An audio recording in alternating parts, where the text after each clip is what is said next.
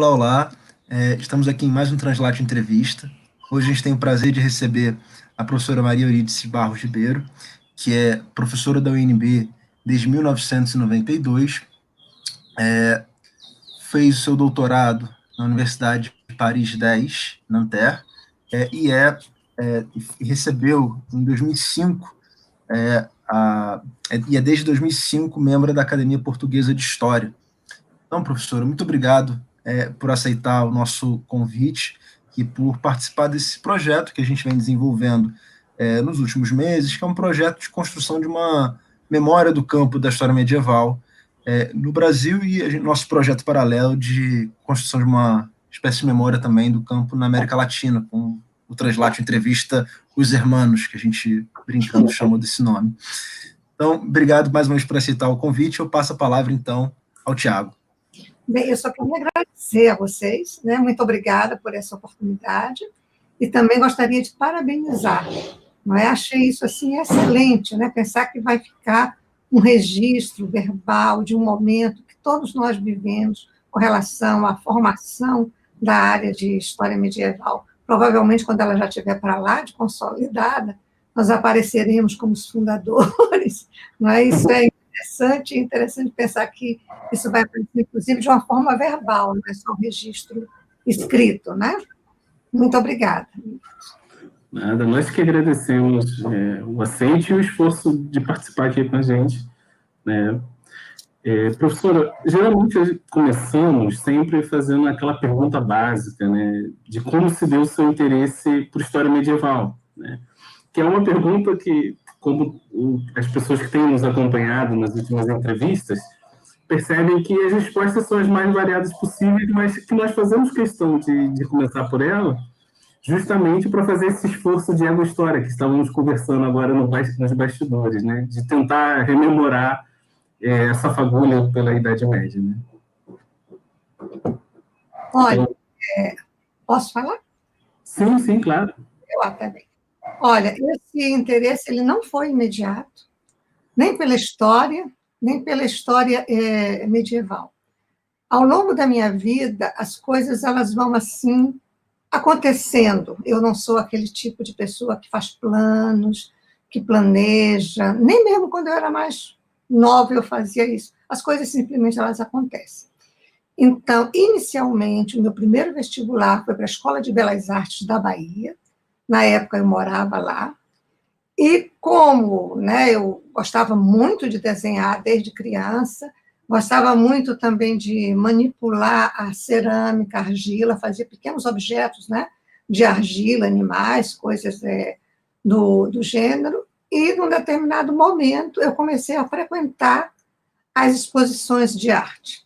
Né? Meu pai era um homem que gostava muito de arte, nos presenteava muito com livros de história da arte, e nos levava aos museus, às exposições. Né? Na época, nós morávamos em Salvador, e tudo aquilo que aparecia, ele nos levava. Nós somos 4 filhos, mas o único que realmente se interessou fui eu. Então, depois acabei sendo a companhia mais frequente. E aí, num determinado momento, quando eu comecei a ver aquilo tudo, eram coisas de épocas distintas, né, que a gente via uma exposição de arte contemporânea, no outro dia já estava no Museu de Arte Sacra, vendo outro tipo de coisa, eu comecei a sentir uma necessidade de compreender aqueles objetos, de não apenas me satisfazer com eles pelo olhar, porque eles eram belos, eles eram interessantes de serem vistos. Mas eu comecei a ter, eu acho que eu também fui ficando mais velha, né? Fui saindo da infância, entrando na adolescência, comecei a querer entender. E aí, nesse momento, houve uma oportunidade, né? Eu fui à França, eu já fazia Aliança Francesa, eu fui à França, e então eu fui cursar a Escola do Museu do Louvre, que é uma escola de História da Arte. E era isso que eu procurava, né? Para entender. O curso do Louvre, eu não sei como é que ele anda agora, mas naquela época ele era um curso assim, extremamente pedagógico, era um curso muito acadêmico, né? E quando a gente fala acadêmico em termos de escola da arte, de história da arte, quer dizer, muito atrelado às datas, às normas, né? E aí, a partir daí, eu achei que toda aquela história, ela ainda não era assim, uma coisa suficiente. Eu queria algo que me levasse além, que me levasse a uma interpretação, né? Até mesmo porque o curso do Louvre ele é muito voltado para a história da própria França. E eu tinha uns interesses que iam além do território francês. Então, eu resolvi, com isso, fazer o vestibular para a história. Né? Ou seja, a busca do conhecimento do objeto da arte foi que me conduziu à história. Até então, história medieval, para mim, era uma disciplina a mais que eu teria feito, e não despertava, assim, eu continuava apegada à questão do objeto da arte mesmo. E aí, quando eu concluí o meu curso, eu comecei a ter muita vontade de voltar para a Europa, de voltar para a França. E a única forma que existia era conseguindo uma bolsa de estudos, né? Porque das outras vezes eu tinha tido outro tipo de financiamento da minha família, mas não podia viver mais a vida, estava um pouco crescidinha, né? Para estar atrelada à família. Então, eu fui me informar na CAPES, né? Já morava em Brasília, fui me formar na CAPES, e aí eu resolvi pedir uma bolsa de doutorado para a história. Só que naquela época a gente era o regime militar. Então, tudo que você tinha que fazer era pelo Brasil. Jamais a CAPES ia aceitar um pedido de bolsa para a história da Europa, a história da arte, o que quer que fosse. Aí eu pedi para a história do Brasil, é claro, e naquela época, quem recepcionava os brasileiros na França era o professor Frederic Moreau, né? Acredito que vocês já tenham ouvido falar, e o Moreau, inclusive, recebeu todas as pessoas, os exilados, né, políticos, e uma figura realmente, eu dei muita sorte, um homem extraordinário, né, extraordinário pela sua pessoa, pela sua dignidade, pela sua formação. Ele me recebeu muito bem, e ele, inclusive, me tratava, talvez porque ele parecesse muito jovem para ele, de minha menina. Ele me tratava de menina. Ele tratava todos os outros como professor, professora, ou madame, monsieur, mas eu era menina. Né? E, então, com o professor Moreau, eu comecei a fazer, mas eu comecei a achar que, já que eu estava na Europa, eu devia procurar uma forma de ir além, né? Investigar um pouco sobre a história europeia mesmo. Então, eu comecei a me preocupar com relação ao Brasil, a estudar a questão da nação, o sentimento de nação. O que isso significava para os brasileiros? Na época, o Pierre Nora estava dando um seminário sobre a nação. Então, a França tem isso de muito bom. Você pode se matricular em quantas instituições você possa pagar a matrícula. Então, eu fui na escola, fiz a minha inscrição na Escola de Altos Estudos, para uma inscrição que me dava acesso aos seminários que eu quisesse, era uma quantia só. Comecei a assistir a do Nora, e aí, um belo dia, eu nem sei, para ser franca, eu nem me lembro mais por quê. Sim, um colega chegou para mim e me disse que tinha ido escutar Jacques Le Goff e que ele tinha saído fascinado porque Le Goff estava fazendo um seminário sobre a história do riso. Aí eu disse, olha que coisa interessante. E naquela época eu já fazia um outro seminário na Sorbonne sobre a história das cores, com Michel Pastoureau. Eu disse, aí eu vou lá ver o que o Le Goff está dizendo. E quando eu escutei o Le Goff falando pela primeira vez, eu tive realmente, assim, um momento de paixão. Eu me apaixonei pelaquela temática, pela forma como ele falava, e como ele ia passando os slides da iluminura. E naquela época ele não estava sozinho. Havia um seminário que ele brincava chamado La Bande de Quatre, o Bando dos Quatro, que era ele, o Michel Pastoureau, o Jean-Claude Smith e o Jean-Claude Bonne. Então, eu fiquei assim fascinada pelos quatro e comecei a fazer aquilo. Aí eu disse, sabe de uma coisa? Eu estou na França, eu não vou fazer nada sobre a história do Brasil, não. Depois eu me viro, vou ver o que a CAPES vai me dizer. Eu vou procurar estudar um pouco da monarquia, então. Eu estava vendo coisas do Império Brasileiro, falei, vou pular para a monarquia portuguesa. Isso coincidiu com as férias do verão. E eu aí viajei para Portugal e resolvi, então, investigar a Batalha de Ourique e a formação do Reino Português. Aí eu lidei com um primeiro ponto, que todas as crônicas medievais, evidentemente, estão em latim. Não é? Então, quando eu voltei para a França, eu tinha tido aquele latim básico que a minha geração recebeu, que vocês, infelizmente, não receberam, né? Mas que a minha geração recebeu ainda na escola. E como eu estudei em colégio de freiras, então era um curso assim, não é que tivesse sido excelente, bom, nada disso, mas era um curso bem, que te dava uma coisa básica, não é? Para você fazer, não uma tradução profunda, mas que quebrava o galho. Então, quando eu voltei para a França, com as crônicas fotocopiadas, comigo naquela época era fotocópia mesmo, né, fotocopiadas, eu procurei saber quem é que conhecia um professor de latim. Então, eu encontrei um jesuíta, aliás, um ex-jesuíta, que tinha deixado, né, a ordem para casar. E aí uma das coisas que ele vivia era dando aula de latim. Né? Ele morava um pouco distante, e o horário que ele tinha era a hora do almoço. Aí eu comprava um sanduíche, ia dentro do metrô comendo sanduíche, eu chegava perto da casa dele, né? Dava uma agitada assim na boca, coisa e tal, para não parecer que eu estava cheia de pedacinho de pão nos dentes, né? Aí eu entrava na casa dele, eu tinha aula de latim, que era o horário que ele tinha, e a gente começou, ele começou a trabalhar comigo em cima das próprias crônicas. Quer dizer, ao mesmo tempo que eu revia o latim, ele me familiarizava com o latim medieval, que não é, né? Não é mais o latim clássico romano. Então, nisso aí, eu fui me iniciando, assim, um passinho aqui, outro lá. Só que aí, eu realmente, a história medieval portuguesa, ela me fisgou. Eu fiquei, assim, apaixonada pelo Afonso Henriques, por toda aquela saga dele, aquela vida, a formação do reino português. E eu gosto de ir nos lugares. Aí eu comecei a viajar para Portugal. E aí, nesse momento, eu já conheci alguns historiadores portugueses. E a coisa, então, foi andando naturalmente. Eu sei que, quando eu voltei para o Brasil, eu voltei, então, com 2 diplomas.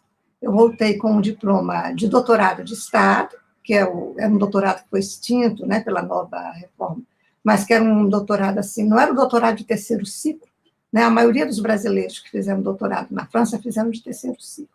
Doutorado de Estado era um doutorado que normalmente os professores faziam perto de fazer a titulação, para se tornarem professores titulares.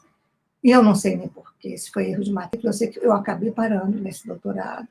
Eu fiz esse doutorado, tive uma banca assim, formada e tal. A minha banca era muito engraçada, porque tinha o Michel Pastoureau, tinha o Pierre Vilar, o meu orientador, que era o Moreau, e mais era uma professora lá de Nanterre, a Janice, que era professora de Nanterre, mas já não me lembro, e está me escapando agora uma pessoa, ainda bem que ele não está me ouvindo, né, para ficar ofendido, porque eu não esqueci do nome dele.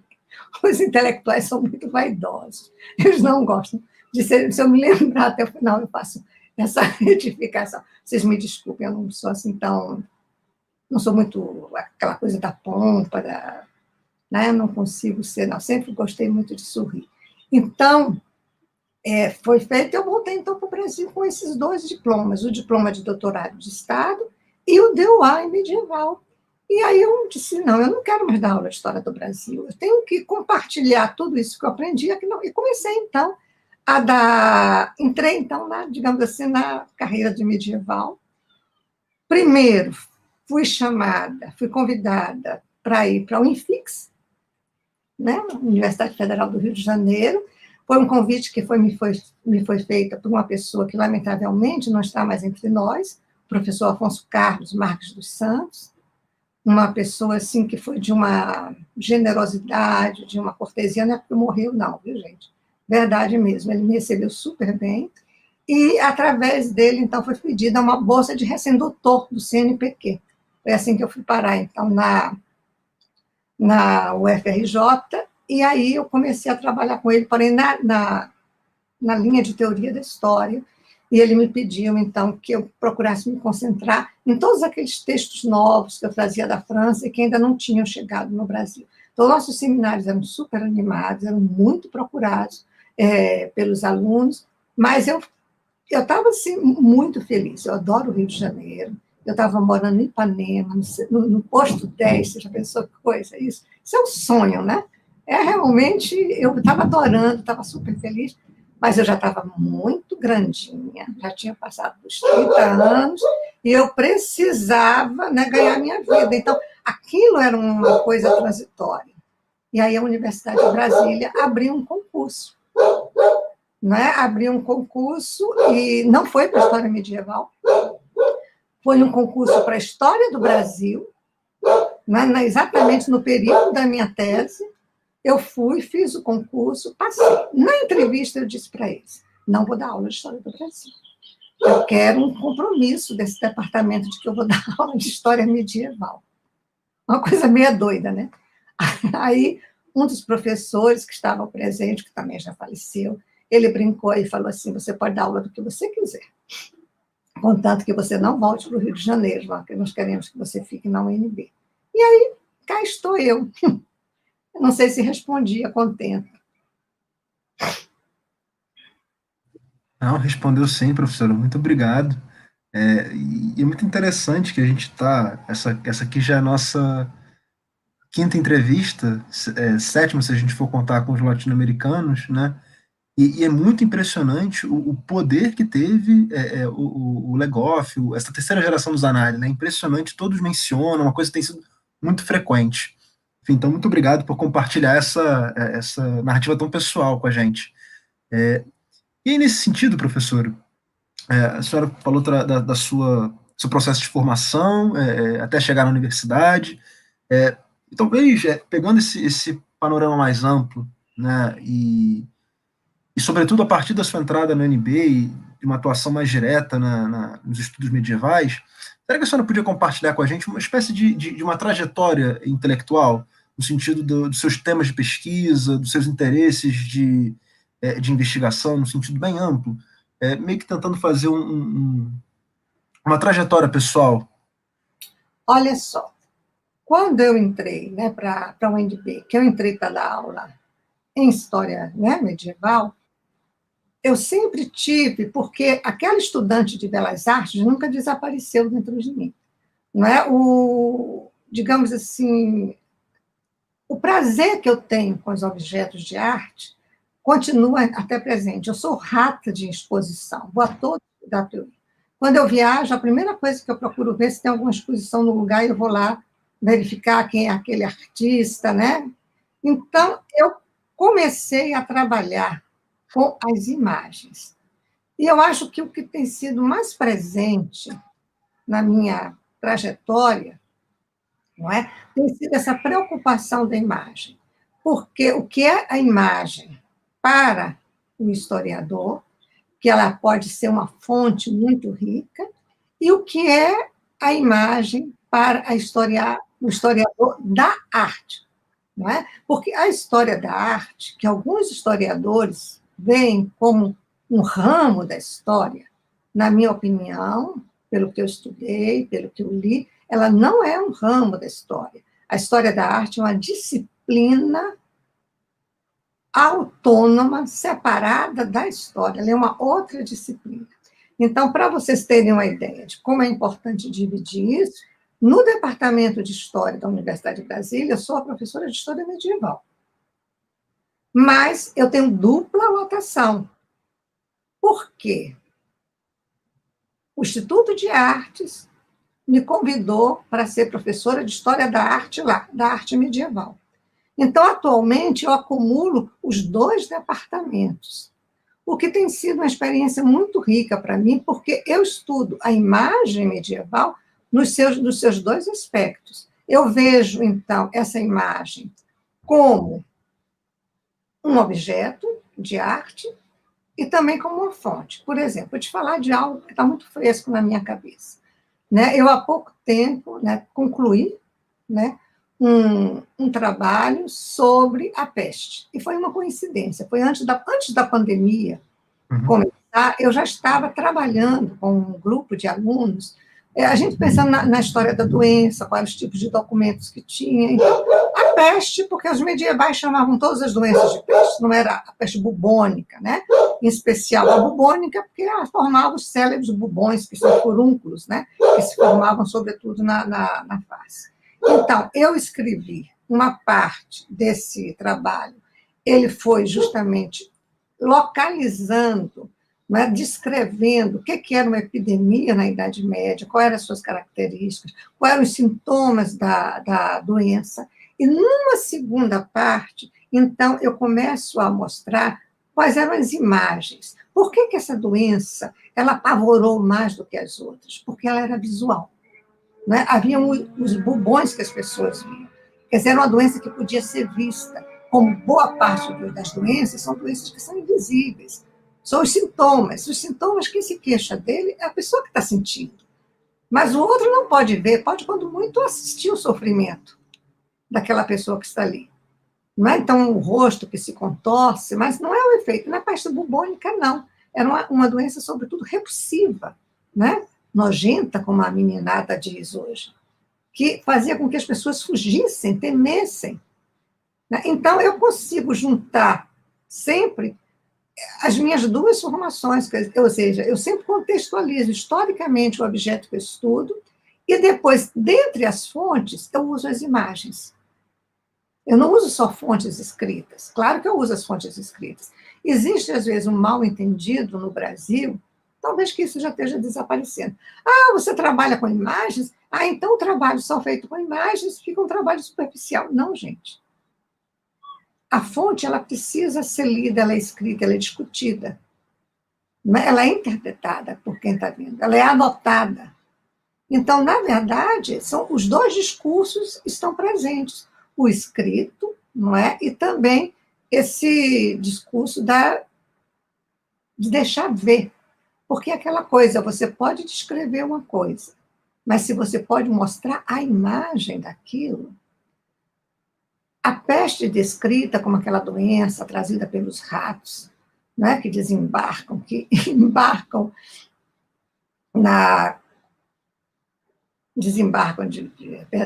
desembarcam justamente em Veneza pela primeira vez, isso é uma coisa, mas depois o ver, a transformação dessas pessoas, a formação dos furúnculos, as pessoas correndo apavoradas de medo, né? Essas pessoas sendo completamente marginalizadas, jogadas na rua, isso tudo já é visual. Você tem um verdadeiro espetáculo da doença. Você tem uma dramatização da doença pelos principais atores, aqueles que foram tocados pela doença e aqueles que estão que estão fugindo de medo da doença. Ela se torna real.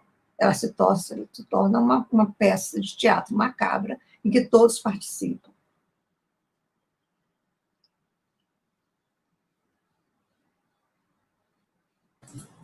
Bom, professora, muito obrigado pela resposta. E, de certa forma, durante a sua fala, uma das questões que veio a nossa memória é justamente pensar o nível de interação entre os medievalistas, né, e os historiadores da arte, ou mesmo até, de forma mais ampla, entre os historiadores e os historiadores da arte. Né? E aí, se for possível, a senhora fazer uma avaliação dos graus de interação, né? Eu imagino que hoje melhorou bastante, mas ainda me parece que temos muito para avançar. Mas seria legal uma avaliação da sua parte a respeito desse nível de interação entre essas duas grandes áreas, digamos assim. Olha só, é muito interessante, porque tem uma afirmação do Jacques Hoff, em que ele diz o seguinte: nenhum período da história produziu tantas imagens como a Idade Média. E se você para um pouco para pensar, você vê justamente isso. Você vê a antiguidade, tem imagens e tudo, mas essa quantidade, né, de imagens que os medievais fizeram é impressionante.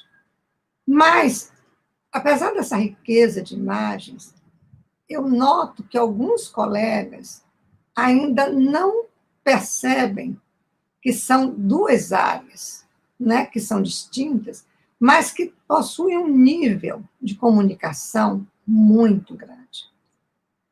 Eu, por exemplo, não entendo, tenho uma dificuldade real em compreender uma história que possa, hoje em dia, dispensar o uso das imagens. Por quê? Por exemplo, no caso da história contemporânea, Né? Quando você assiste um jornal na televisão, imediatamente eles colocam algumas imagens do acontecimento, o que sobrou está lá aparecendo. Quer dizer, a imagem ela é uma necessidade.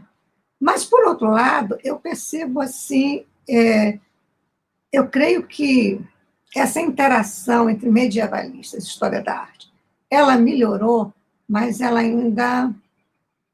não é ainda tão firme, na minha opinião, como ela poderia estar. Isso porque nós temos toda grupos, né, de pessoas que não estão interessadas nesse avanço de uma história, e aí não estou falando de história da arte, de uma história, ponto, que possa usar imagens. Né? Porque isso representa um campo novo, e essas pessoas, não é, como não estão interessadas em conhecer e dominar esse campo, então preferem dizer, não, isto é outra coisa. Então, por exemplo, seguidamente, às vezes, quando eu sou convidada para falar, ou que eu estou num congresso aqui no Brasil, as pessoas dizem assim, a Maria Euridice, que é de História da Arte. Eu sempre retifico. Eu falei, não, eu sou da História. E da História da Arte. Mas aqui eu estou como historiadora. Eu não estou como historiadora da arte. O inverso nunca acontece. Quando eu estou nas reuniões, por exemplo, do CBH, o Comitê Brasileiro de História da Arte, né? Ou das associações, a ANPAP, Associação Nacional de Produção Artística em Arte, e tudo isso, ninguém nunca colocou para mim, você é historiadora. Não, as pessoas sabem que ali eu sou historiadora da arte. Mas quando eu passo para a história, eu ainda sou vista como uma pessoa que é historiadora da arte. Eu fico o tempo todo explicando, não, eu não estou fazendo aqui história da arte. Eu estou trazendo apenas as imagens como fonte. Ela não é um objeto aqui, ela é fonte.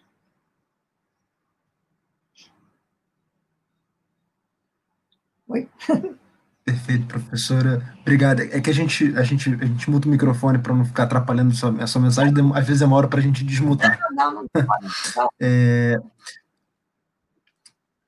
Então, professora, a senhora então tem essa dupla inserção em história da arte, né, no departamento de história, no departamento de história da arte. E aí, o que a gente queria também um pouco conhecer, o seu relato, como é que foi essa trajetória docente? Como é que foi a sua atuação nesse departamento? Como é que foi a sua atuação na pós-graduação, com orientação de alunos? E se a senhora puder avaliar um pouco também o papel que a senhora teve na consolidação desse campo de história medieval, seria bastante interessante. Então, se a senhora puder compartilhar com a gente. Deixa eu ver se eu consigo, porque você é uma opção de coisa ao mesmo tempo. Aí você vai me lembrando, não é? Se for necessário, você pode ter visão, está faltando isso aí. Veja bem, na história da arte, quando eu entrei no Instituto de Artes, eu entrei a convite de um determinado grupo.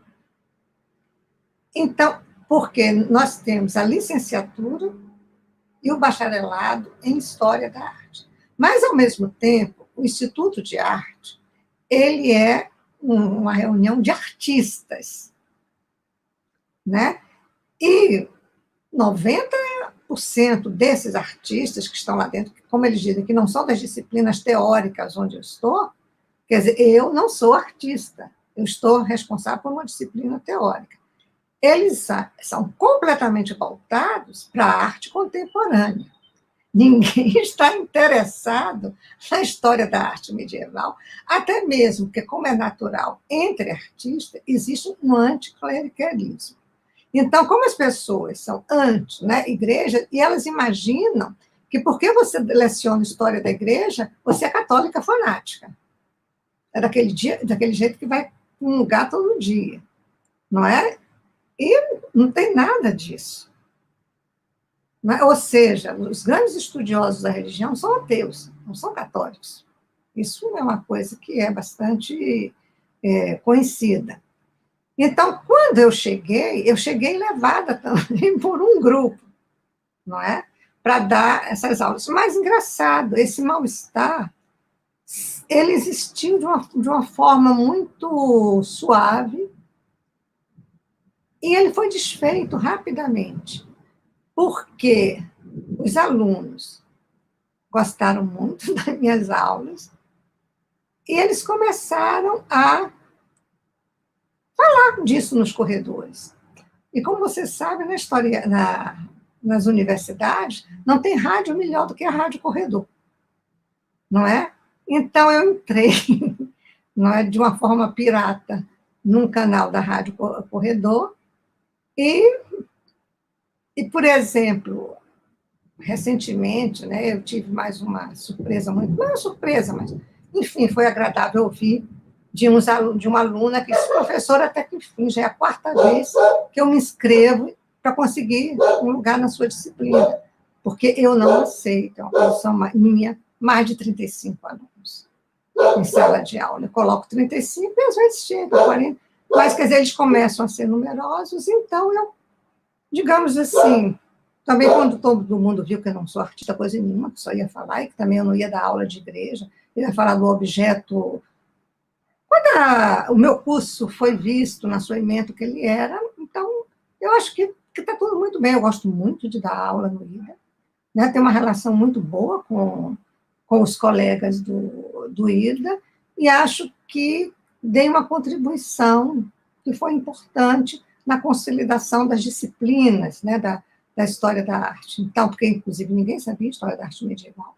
É interessante porque você encontra professores que sabem história da arte grega, romana, clássica, né?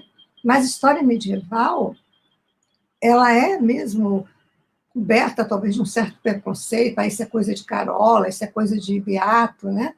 Então, quando você diz, não, qualquer pessoa pode fazer isso, basta querer. Então, hoje é um curso que é um curso bastante procurado, né? Eu continuo firme na audiência da Rádio Corredor, não é? Todo semestre eu estou lá dando o meu curso, eu dou um curso assim, muito empreendendo algumas questões que eu acho mais pontuais, né, discutindo com eles o que é a imagem, né, discutindo com eles a importância das cores, né, o simbolismo dos quadros, e fica, de modo geral, quer dizer, isso dá muito certo. Frequento, então, os 2 departamentos, não é? Frequento o evento das 2 histórias e publico nas 2 áreas. Agora, na verdade, como nós temos um CNPq, uma CAPES em cima, né, todos nós temos, então eu procuro dirigir bastante as minhas publicações mais para a área de História da Arte, porque é o programa no qual eu sou credenciada. Não é? Eu me descredenciei do programa de pós-graduação em História já há bastante anos, não tenho mais nada a ver, sou apenas professora da graduação na História, e estou unicamente voltada para o programa, e comprometida também com o programa de pós-graduação em História da Arte. Então, eu tenho um projeto, que é um projeto que trata da imagem, né, como um todo, quer dizer, o uso da imagem religiosa em determinados momentos, né, de como essas imagens elas se comunicam, né, com o seu público, não, com quem vê. Trabalho bastante na linha de um historiador que agora, aliás, de uns tempos para cá, ele tem se tornado mais conhecido no Brasil, mas antes ele não era tanto, o Didi Uberman, né, que trabalha também voltado para a imagem, a constituição das partes da imagem, e tenho feito, quer dizer, a minha carreira, ela é feita muito mais atualmente no IDA do que no departamento de História. No departamento de História, eu não tenho poucos orientandos. Atualmente, acho que só tenho um, não é? E toda a minha orientação, ela está no IDA. Eu tenho formado mais historiadores da arte do que historiadores. Não sei se eu respondi, se me deixei alguma coisa escapar. Respondeu sim, professor, respondeu sim, muito obrigado. Foi ótimo. Professora, dentro dessa questão, dessa dupla inserção, e agora, nesse momento, uma inserção maior no campo da história da arte, mas ainda assim, uma das questões que sempre colocamos, né, justamente pelo nosso desejo de construção de uma memória, uma pergunta que a gente tem feito com regularidade é como é que aconteceu esse processo de construção da área de medieval, porque nós sabemos que o PEN da UNB, né, foi fundado pela senhora, de certa forma, imaginamos até um pouco o papel fundacional que a senhora teve, mas a gente gostaria de ouvir um pouco da senhora, como é que foi isso, teve apoio dos colegas, ou a questão das bibliotecas, o acesso que os alunos tinham a livros, até um pouco da recepção dos alunos à disciplina de História Medieval, né? Que, de certa forma, para muitos colegas ainda é uma disciplina meio estranha no currículo, né, de forma geral. Então, a gente queria ouvir um pouco da senhora sobre esse processo de construção da área de medieval mesmo dentro da UNB. Olha, quando eu cheguei para a UNB, a área de História Medieval, como a área de História Antiga, era uma área, assim, terra de ninguém. Ninguém queria dar, porque a grande parte dos professores eram doutores em História do Brasil, então eles se sentiam pouco à vontade, tendo que abandonar seus projetos, suas leituras para dar aula. Mas, na hora de formar a lista de oferta, tinha que sobrar para alguém. Depois de um determinado tempo, né, houve um processo, aliás, até mesmo antes de eu chegar, houve um processo de reintegração dos professores que tinham sido postos para fora pela ditadura militar. Houve uma reintegração desses professores de volta à universidade. Então, nós recebemos de volta o professor Emanuel Araújo, que já faleceu, e que era da área de História Antiga. Ele, inclusive, era uma pessoa muito próxima do professor Ciro Flamarion Cardoso. Os dois trabalhavam, porque o Emanuel também era daqueles que leiam os hieróglifos e tudo mais. Então, quando eu cheguei na UNB, o professor Emanuel me recebeu muito bem, porque ele falou, que bom, está chegando alguém, eu vi seu currículo, ele tem coisa de... Você passou por uma formação em medieval, nós agora temos condições de tentar construir, porque antiga e medieval são gêmeas, não tem nada a ver, mas aqui no Brasil elas nasceram com gêmeas, quer dizer, que não são univitalinas, mas que estão juntas, né? Ali na barriga da mãe, no mesmo momento, na mesma hora. Então, ele fez, né, esse comentário comigo, pode ser que esteja na hora, né, da gente, então, conseguir, né, firmar, não é, a nossa área de antiga e medieval. E aí, vejam bem, eu ainda não tinha um ano de UNB. Eu fui surpreendida, não foi nenhum convite, foi uma comunicação. Maria Euridice, você vai ser a chefe do departamento. E eu fiquei assustada, porque eu não tinha nenhuma experiência administrativa, não sabia ainda direito como é que a UNB, não é, funcionava em termos administrativos, nem mesmo como é que uma universidade funciona, né, administrativamente. Aí o professor Emanuel Araújo falou, não, eu sou o seu vice e vou te guiar no caminho das pedras. E nós vamos criar a área de antiga e medieval, porque você vai estar na chefia do departamento. Acho que quando o povo ouvir esse vídeo não vai gostar muito, não. Mas todo mundo, ninguém é inocente, né? Eles sabem que nós, digamos assim, de uma certa forma, armamos, tá? Então, mas aquilo tinha que ir a colegiado. Vocês sabem como são as universidades brasileiras. Aliás, as universidades únicas têm o bendito colegiado. E ainda bem que ele existe, né? Porque senão, com o pequeno ditador que existe em cada um de nós, sabe-se lá Deus o que poderia ter acontecido. Então, no bendito colegiado, a gente ficou antes, né? Trabalhando os colegas, falando da importância da profissionalização, né?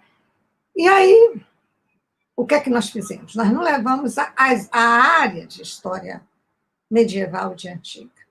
Nós fizemos um trabalho de reestruturação de todo o departamento, e aí o colegiado votou que, a partir daquele momento, existiria uma área de história antiga, uma área de história medieval, como da mesma forma haveria uma área de história da América, Brasil colônia. Então, nós estruturamos, nós profissionalizamos o departamento de história.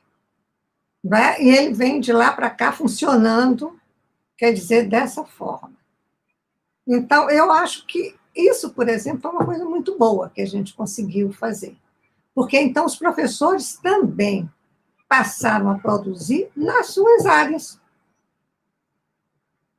Né? Passaram a ter produção nas suas áreas. Agora, claro que trabalhar com história medieval no Brasil não é muito fácil, por quê? Primeiro, a questão dos livros, que não é só dos livros de história medieval. Né? A gente diz que também a própria historiografia brasileira, ela tem uma certa dificuldade. Livro no Brasil ainda custa muito caro. Né? Por exemplo, meus livros, eu tenho livros que eu trouxe da França que custaram muito caro, porque quando, por exemplo, muitas editoras elas têm uma segunda edição, que é uma edição mais barata, sem imagem, com papel mais ordinário. Então, você tem uma coisa você tem uma alternativa. Quer dizer, o estudante que tem menos dinheiro, ele pode adquirir a sua própria biblioteca. Ora, a biblioteca da UNB, embora não seja uma biblioteca excelente, mas é uma biblioteca que ainda tem um referencial de levantamento de títulos importantes. Uma das coisas que eu botei como projeto do Programa de Estudos Medievais foi justamente o levantamento de o que é que se tinha em Brasília para trabalhar com história medieval. Então, não só vendo, não é, a questão dos livros que teria a Biblioteca Central da UNB, mas também as bibliotecas do Congresso Nacional, do Senado, da Câmara, a biblioteca do Palácio do Itamaraty, enfim, de todos os ministérios, que quase todos eles possuem uma biblioteca. E realmente a gente ficou muito surpreso com o levantamento. Então, eu vi que, por exemplo, vários livros, aquilo que a gente considera como uma leitura mais clássica, era possível, né, de encontrar. Por exemplo, de Camus. Né? Havia um exemplar de Camus na biblioteca da Câmara dos Deputados. Consta que ele desapareceu, mas pelo menos ele existiu. Tá? É terrível isso, né? E o aluno que fez o levantamento, nós publicamos isso, porque depois isso virou uma publicação do PEN, né? Que é uma publicação do PEN que a gente colocou justamente o resultado dessa pesquisa, porque quando nós fizemos isso, gente, o computador ainda não existia. Então, naquela época, ter uma publicação dessa, hoje não tem mais nenhum, não se justificaria, né? Mas naquela época, botar os alunos todos, um grupo de estudantes, para ir biblioteca por biblioteca, fazendo levantamento, colocando em fichas pequenas, não é? Toda a publicação, aquilo foi muito importante. E essa publicação ainda existe. Não é? Sobrou 2 exemplares que eu guardo assim, com muito carinho. Hoje em dia, o menino chega lá, né, digita o que quer e já aparece, mas naquela época não. Então, houve essa preocupação de ver. Então, Brasília, num certo sentido, ela não tem sim, mas o que não tem, digamos... Por outro lado, nós descobrimos também uma coisa fantástica nesse levantamento. Nós descobrimos que a UNB, num determinado momento, parece que foi em 1968, 67, comprou 3 manuscritos portugueses, né? Manuscritos do século XIV, manuscritos trecentistas. Esses manuscritos, quando os alunos descobriram esses manuscritos, porque eles estão no cofre da biblioteca, mas eu não acreditava. Eu fui à biblioteca, quando eu vi esses manuscritos, e eu, inclusive, levei esses manuscritos, apresentei esses manuscritos na Brem, apresentei esses manuscritos na Ampul, apresentei esses manuscritos na Argentina. Teve uma época que eu era, assim, a moça que ia falar do Livro das Aves, ou então dos Diálogos de São Gregório, porque toda oportunidade que eu tinha de divulgar que esses manuscritos existiam, eu procurava, né, divulgar. E, num determinado momento, eu disse, bem, está muito bom para ser verdade. é bom chamar alguém aqui para ver se eles são verdadeiros. Porque alguém começou a dizer que eles deviam ser falsos, que não podia ter manuscrito medieval em Brasília. Aí o professor Saul, da Universidade de Coimbra, veio a Brasília, não veio para isso, mas como ele é um paleógrafo, uma pessoa assim, que tem uma reputação, pode-se dizer que europeia, internacional, então eu pedi que ele visse, ele atestou, ele falou, não, Maria Eunice, esse manuscrito, o pergaminho é da época, a tinta da época, e ele fez o estudo paleográfico completo, eles são verdadeiros. E esses manuscritos, por exemplo, eles têm sido muito úteis, sobretudo depois do computador, a gente colocou ele online, e aí os alunos trabalham. Eles já renderam várias monografias de final de curso, a gente já trabalhou bastante com eles. Eu já apresentei todos eles em congressos, eu já levei eles para Portugal várias vezes. Teve o governo português cobrou que eles voltassem. A gente teve um pequeno desentendimento com os portugueses, quer dizer, que dia mais, porque, pelo seguinte, nós não roubamos o manuscrito. Eles não saíram de Portugal ilegalmente. Esses manuscritos foram trazidos para Brasília por um professor de linguística do Departamento de Letras, do Instituto de Letras, da UNB, que sempre trazia esse tipo de material para trabalhar com os alunos dele. E acontece que esse professor, como ocorre com todo mundo, ele morreu. E a viúva dele, nem os herdeiros, não se interessaram em manter a biblioteca dele. Então, a UNB comprou a biblioteca completa. E no meio veio os manuscritos. Tem umas coisas assim loucas que eu acho que só a gente brinca, só podia acontecer no Brasil, né? Por história de português com o Brasil.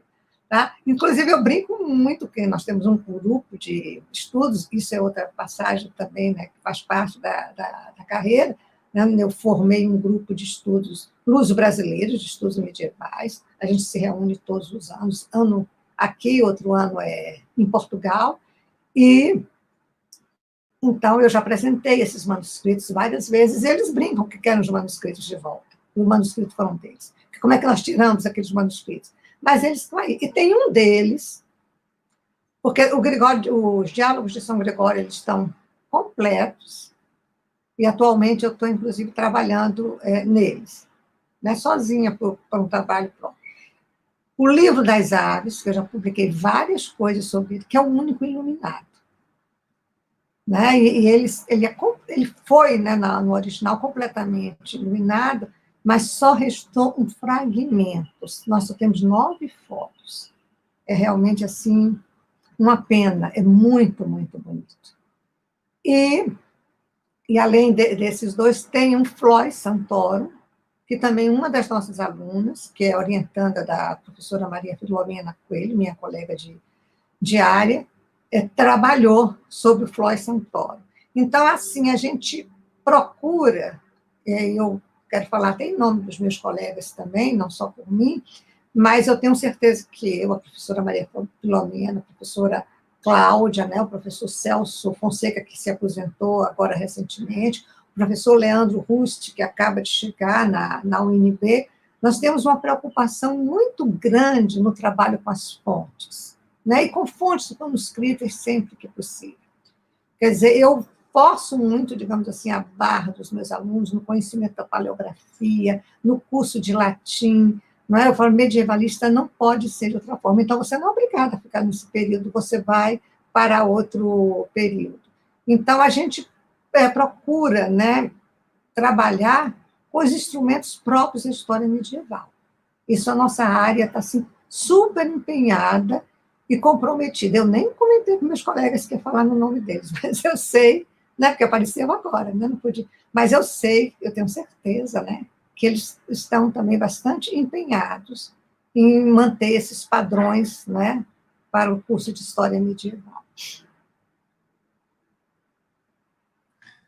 Obrigado, professora, pela resposta.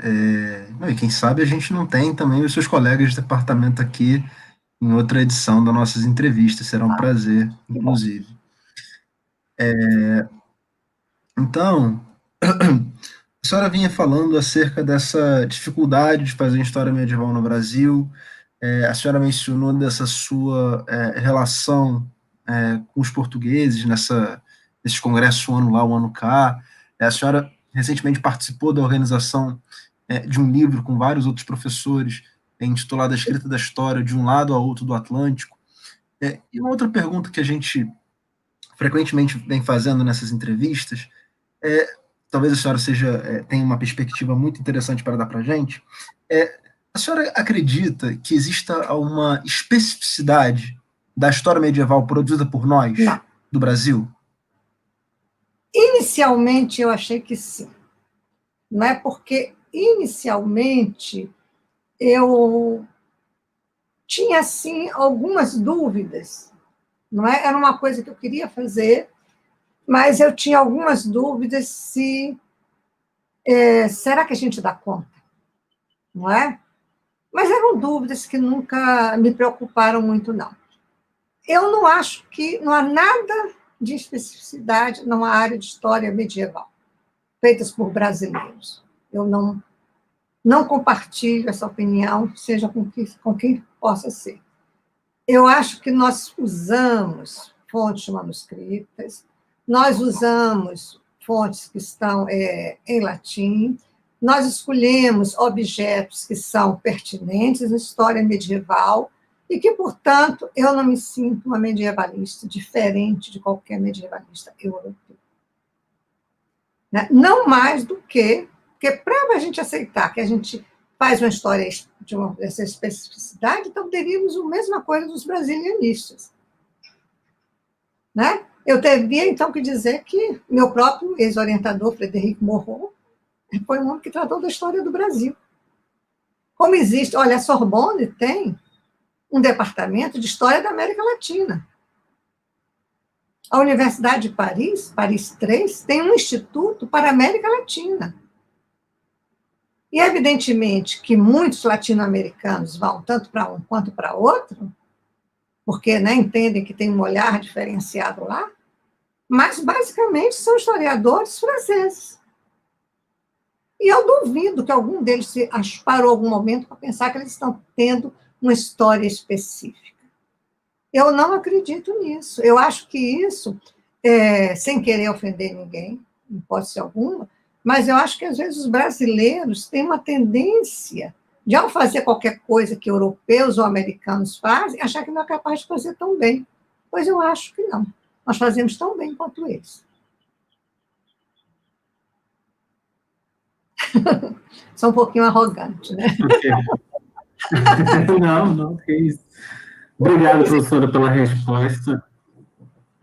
Não, na verdade, essa posição da senhora é compartilhada por muitos colegas, né, pelo que eu tenho visto, né, em relação à nossa produção em perspectiva com a produção europeia, americana, australiana, o que é que seja.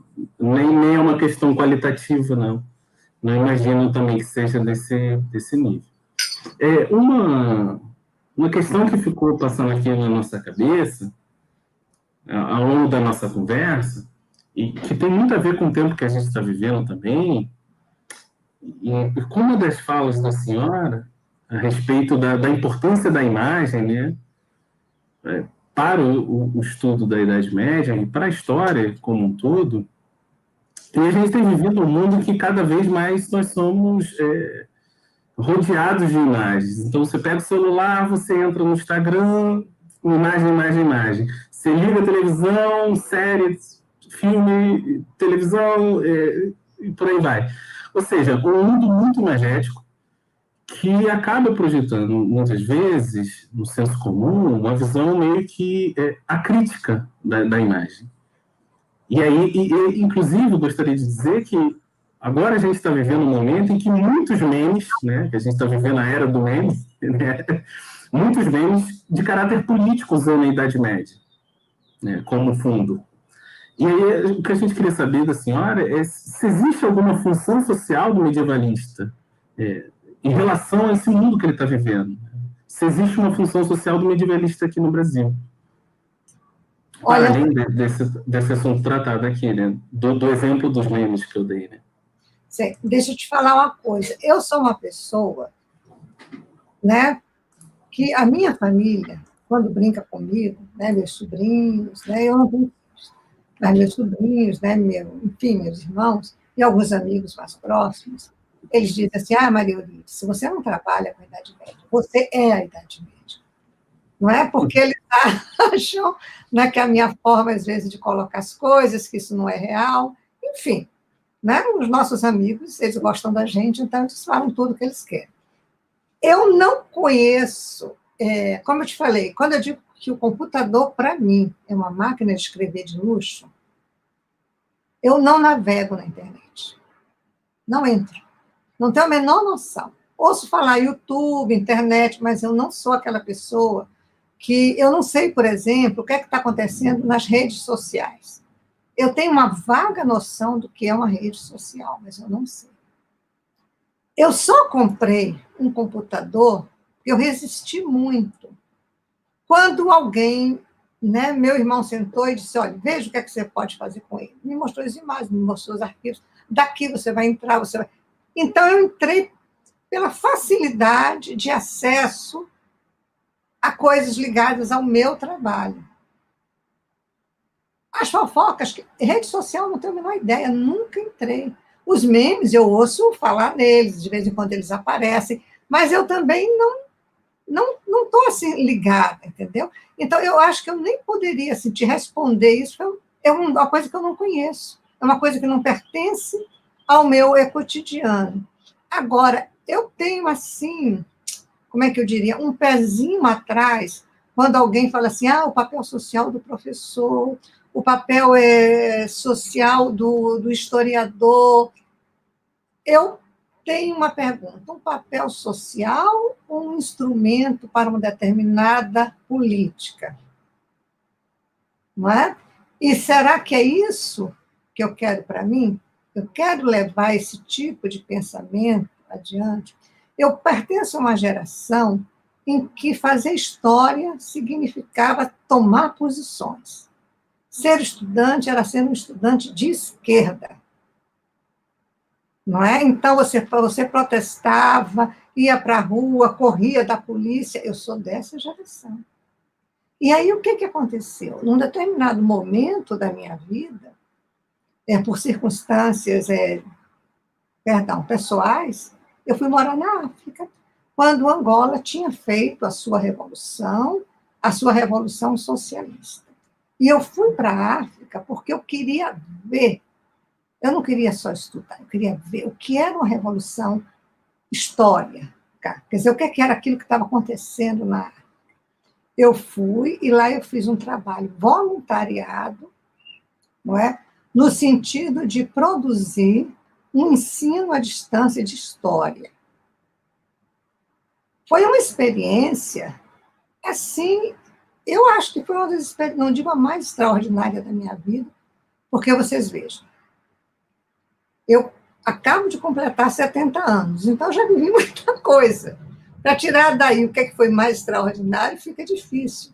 E eu, como sou muito otimista, eu espero que tenha outras coisas muito extraordinárias que eu ainda poderei viver, né? Eu sempre penso, a minha avó morreu com 101 anos. Né? Na família, eu tenho tias também que morreram aos 100 anos. E elas foram até o final com toda a lucidez. Tu que sabe, né? Isso também pode ser, porque geneticamente me aguarda. Mas foi, assim, algo que me marcou. A África é uma coisa que eu nunca vou esquecer na vida, nem os africanos. Primeiro, porque eu me identifiquei, assim, rapidamente com eles. Né? Eles são calorosos, são receptivos, o país é muito bonito, o continente é lindo, no ponto de vista da natureza, mas a revolução lá, hoje você chega em Angola, né? Luanda tem lojas do Chanel, Christian Dior. Um depoimento eu não vi, foi o que me disseram. Então, papel social, será que alguém pode, ou mesmo que cabe ao historiador ter um papel social? Eu olho isso hoje de uma forma mais crítica do que eu vi anteriormente. Né? Quer dizer, como eu falei, com a idade que eu já chego agora. É claro que eu, aos 30 e poucos anos, quando eu fui, eu acreditava. Não deixei de acreditar, apenas acho que você não pode controlar a história. Você pode participar dela, não é? Mas você não pode controlar. E nem mesmo aqueles que pensam que estão controlando, não estão controlando. Eles não estão no controle como eles julgam que estão. Vejam bem o que está acontecendo nas eleições americanas. Né? De repente, todo esse governo, todos esses valores que o Trump levou para o ar nesse tempo que ele ficou no poder, tudo isso pode ser, de repente, questionado e vai entrar outra coisa. Agora, então, mais do que nunca, na nossa sociedade, cada vez mais eu lembro muito de uma frase do Pierre Nora, que vocês devem conhecer, que ele dizia que a história contemporânea era uma história em aceleração. E aí, como é que você vai entrar nesse ritmo acelerado? Você tem que estar muito atento, tem que ter um jogo muito bom, tem que saber pular no bonde na hora que ele está andando e descer dele quando ele vai descarrilhar. E é difícil fazer isso. Eu prefiro, digamos assim, eu não estou me eximindo de nenhum compromisso social, mas eu acho que o meu compromisso social ele tem uma série de limites. E um dos limites é o respeito pelo que o outro pensa. Eu não posso pretender que o meu pensamento é o correto e o de todo mundo está errado. Não sei se foi pelo caminho. Perfeito, professor, perfeito. Muito obrigado mais uma vez, por compartilhar uma trajetória muito pessoal também. Acho que talvez esse esforço de documentação também é importante, porque permite a gente também colocar as pessoas numa perspectiva da história das suas próprias vidas. E eu, pessoalmente, nunca tinha, apesar de conhecer um pouco do trabalho da senhora, jamais tinha ouvido esse relato da sua ida à África. Isso acaba ajudando a gente a conhecer um pouco melhor não só o texto, mas também o redator do texto, né? Então, obrigado por compartilhar essa história. E agora, só para a gente encerrar, professora, a gente tem feito uma pergunta para todo mundo que a gente entrevista, né? Que seria assim, qual seria a recomendação da senhora para um jovem estudante na UNB, chegou para a senhora, professor, eu quero estudar a Idade Média. Assim, o que seria assim, indispensável para esse jovem estudante que acabou de chegar no seu gabinete e lhe perguntou, professor, o que eu preciso para estudar a Idade Média? Olha, eu vou plagiar um professor meu, que já não está mais nesse mundo, né, que foi meu professor ainda na graduação, professor de Camões Moraes. Ele dizia o seguinte, quer ser historiador, independente da área, né? Leia, leia, leia. Leia até ficar cego.